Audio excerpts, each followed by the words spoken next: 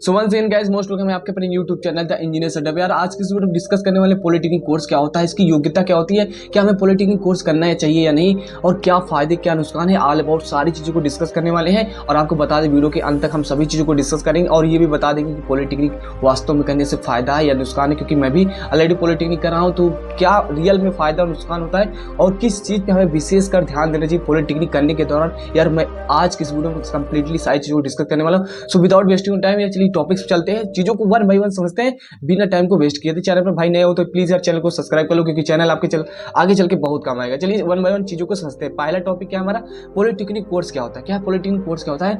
Polytechnic course क्या है? Simple सी बात है, एक डिप्लोमा कोर्स है। क्या है? एक प्रकार का डिप्लोमा कोर्स है, कोई डिग्री नहीं है। डिग्री क्या होती है? सिंपली यदि जा रहे हैं डिग्री को, तो डिग्री क्या होती है जिसमें बी लग जाता है, बीटेक हो गया आपका, बीए बीएससी हो गया, ये सब डिग्री हो जाती है। लेकिन डिप्लोमा क्या होता है?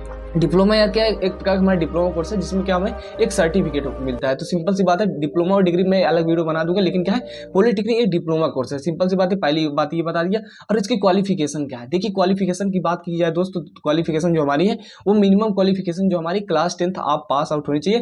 क्लास 10th में भी है तो आप फॉर्म भर सकते हो, सिंपल सी बात है। जैसे कि क्या है, अभी फॉर्म आ गया है हमारा, क्या है 15 जनवरी से ही क्या है फॉर्म भरना शुरू हो गया और लास्ट क्या है अप्रैल तक हमारा भरा जाएगा। तो फॉर्म आप भर सकते हो यदि आप क्लास 10th में हो। और मिनिमम एज की बात की क्वालिफिकेशन में क्या है, हमारी योग्यता मिनिमम क्या होनी चाहिए क्लास 10th में। और आपके 10th में कितने मार्क्स होने चाहिए? पीसीएम फिजिक्स केमिस्ट्री में, फिजिक्स केमिस्ट्री मैथ में कम से कम 50% मार्क्स होने चाहिए। और कंप्लीटली 10 में क्या है आपके 35% मार्क्स होने चाहिए। तो इतनी हमारी क्या है क्वालिफिकेशन लग रही है हमारी किसमें? पॉलिटेक्निक में। ठीक है, तो हमारी पहली चीज ये हो गई हमारा क्या पॉलिटेक्निक कोर्स क्या होता है। दूसरी क्या होगी, क्वालिफिकेशन क्या होती है। आपकी मिनिमम एज की बात की जाए तो मिनिमम एज आपकी क्या है 14 ईयर्स, 14 साल होनी ही चाहिए। क्या मिनिमम एज 14 साल होनी चाहिए पॉलिटेक्निक की क्वालिफिकेशन की बात करते हैं। एडमिशन कैसे होता है? सिंपल सी बात है, एडमिशन का प्रोसेस जो है कि सबसे पहले क्या हम जीकअप के थ्रू, यदि आप यूपी पॉलिटेक्निक की बात की जाए तो जीकअप के थ्रू क्या आप फॉर्म अप्लाई करते हैं। क्या आप फॉर्म अप्लाई करते हैं, जीकअप का इंट्रेंस एग्जाम देते हैं। इंट्रेंस एग्जाम देने के बाद होता क्या है, बेसिकली आप इंट्रेंस एग्जाम देते हैं और एग्जाम देते जब उसका क्या होता है आपका एग्जाम होता है, एग्जाम देते हैं उसके बाद आपके अच्छे मार्क्स आते हैं तो आपको सरकारी college, private college, added college मिलते हैं नंबर के बेसिस पे।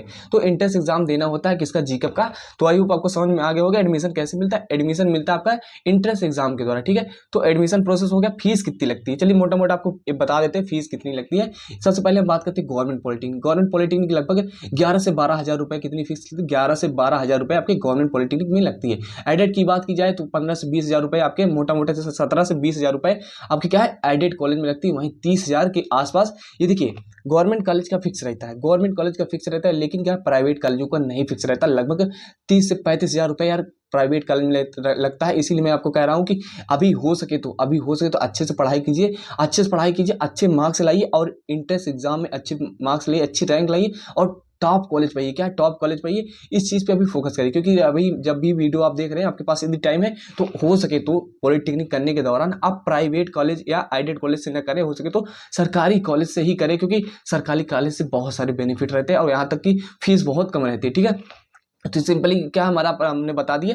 तो ये डिपेंड करता है, लेकिन क्या हमारा क्या है सरकारी कॉलेज में 11 से 12 हज़ार रुपए आपका क्या है फीस लगता है कंप्लीटली। वहीं स्कॉलरशिप ये आ जाती है, स्कॉलरशिप आ जाती है। आई होप आपको समझ में आ गया होगा कि फीस स्ट्रक्चर क्या है हमारी। जो एडेड कॉलेज होते हैं प्राइवेट में ज़्यादा लगती है, सबसे ज़्यादा प्राइवेट में लगती है, एडेड में 20,000 के आसपास पहुंच जाता है। वहीं हमारा क्या है सरकारी कॉलेज में फिक्स रहता है। तीनों चीज़ें मैंने डिस्कस कर ली। वहीं बता दें इसमें कौन कौन से इसमें क्या है, इसका सिलेबस क्या होता है। सिलेबस की मुद्दे की बात की जाए, सिलेबस क्या होता है तो आप सभी लोग जानते हैं physics chemistry math, physics chemistry math होती है। सिलेबस ज़्यादा टफ नहीं होता, मैं बता रहा हूँ, मैंने भी इंट्रेंस एग्जाम दिया है, अच्छी खासी रैंक आई थी मेरी। तो क्या है कि सिलेबस कुछ नहीं होता, फिजिक्स केमिस्ट्री मैथ आप अच्छे से पढ़िए।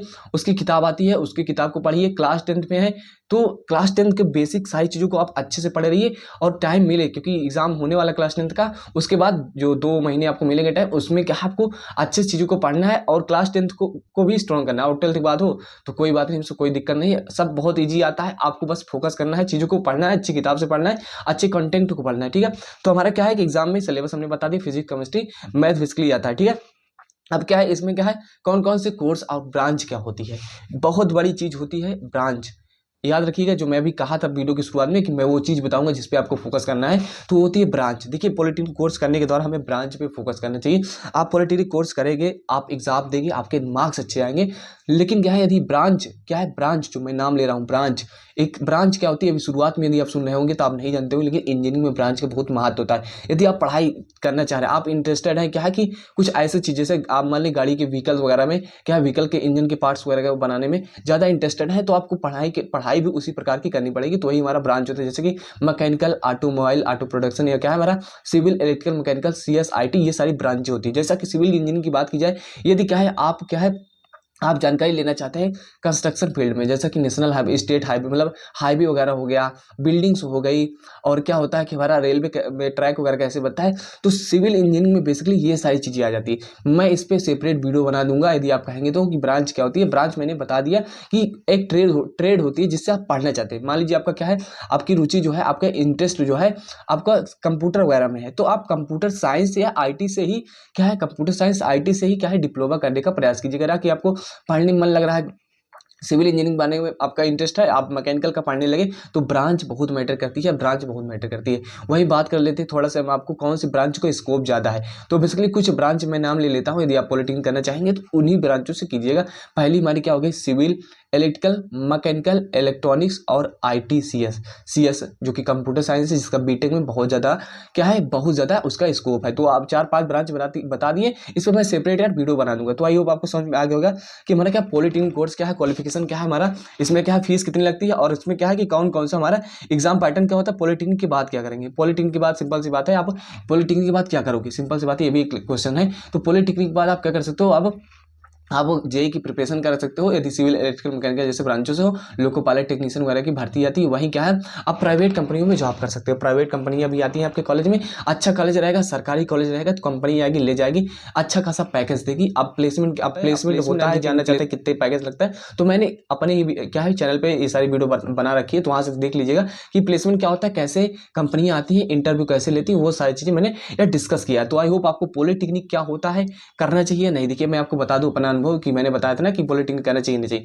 देखिए पॉलिटेक्निक यदि आप करना चाहते हैं, आप जल्दी सक्सेस पाना चाहते हैं, और JEE बनना चाहते हैं, इंजीनियरिंग में जाने का सपना है, तो आप 10वीं के बाद भी कर सकते हैं, 12वीं के बाद भी कर सकते हैं। अमूमन 12वीं के बाद लोग करते हैं, 10वीं के बाद भी आप कर सकते हो। यदि आपका जाने का क्या है, earning money more than more the main M of life, मैं जानता हूँ सभी का यही उद्देश्य रहता है। लेकिन क्या है, आप चाहते हैं कि टेक्निकल फील्ड में जाएं और क्या है जल्दी सक्सेस पाएं, तो इसमें ऑप्शन रहता है। लेकिन ये बात जान लो, आपको कोई भी बताएगा कि आप इसमें चले जाइए, उसमें चले जाइए, किसी भी फील्ड में जाओ यार, मेहनत करोगे तो आप आगे निकलोगे, मेहनत करोगे, बेहतर करोगे तो आप आगे निकलोगे। ऐसे ही किसी भी फील्ड में जाने से कुछ होता नहीं। तो पॉलिटेक्निक कर सकते हो, सिंपली आप अच्छे से मेहनत कीजिए। सबसे पहला फोकस इस चीज़ करिए कि आपको गवर्नमेंट कॉलेज मिले, क्योंकि वहाँ फीस कम लगती है, सुविधा भी अच्छी रहती है, और चीज़ें बेहतर रहती है। ठीक है, तो यहाँ आपको ध्यान देना है। बाकी कोई दिक्कत रहती है तो मेरे से आप कमेंट करके पूछ लीजिएगा।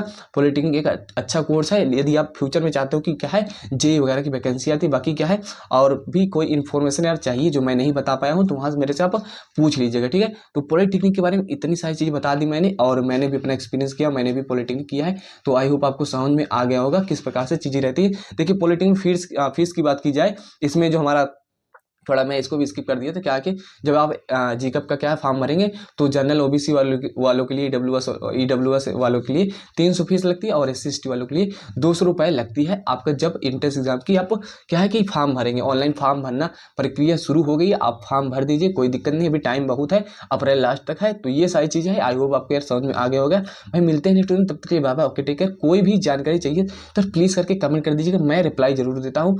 सो मिलते हैं नेक्स्ट वीडियो, तब तक के लिए bye bye, okay take care. Thanks for watching my video. Channel पर तो प्लीज़ चैनल को सब्सक्राइब करो, क्योंकि चैनल आपके यार बहुत काम है। ठीक है।